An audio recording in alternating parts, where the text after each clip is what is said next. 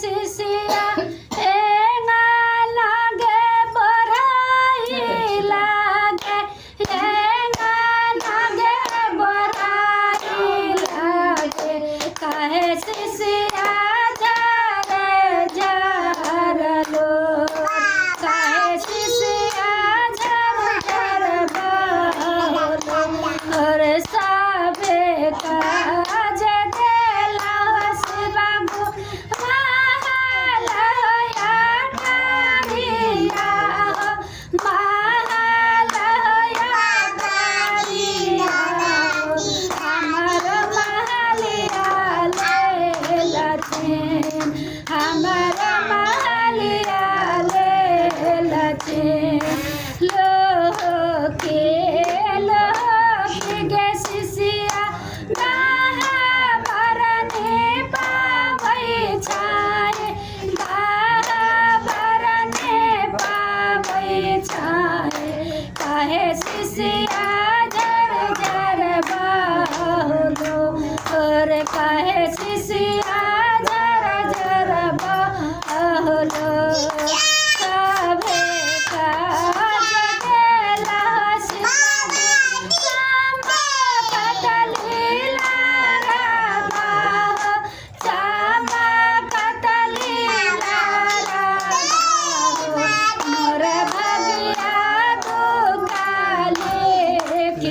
मोर भागिया दुकाले के बेल सबे कोई जाई गे शिशिया नारा कगना गरिया गे नारा कगना गरिया गे कहूँ शिशिया जाई बसे बलो कहूँ शिशिया जाई बसे बलो लोके गे शिशिया जाला बागे छारा वही छाए फूला बागे छारा वही छाए काहे शिशिया झर झर बोलो रे काहे शिशिया झर झर बोलो रे सबे कोई गे शिशिया नारा कगना गरिया गे नारा कगना गरिया गे कहूँ शिशिया जाई बसे बलो सबे काज देला बाबू नाना महासंपत्तिया नाना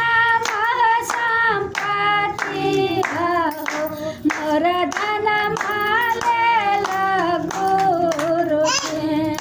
नर धन माले गुरुवर सबे कोई जाई गे शिशिया नारा कगना गरिया गे नारा कगना गरिया गे कहूँ शिशिया जाई बसे बलो अगर कहूँ शिशिया जाई बसे बलो किसे बकिया बगला वही छाए दिया रगे झरा वही छाए काहे शिशिया जर जर बोलो सबे काज देला भैया समाकत की समाधि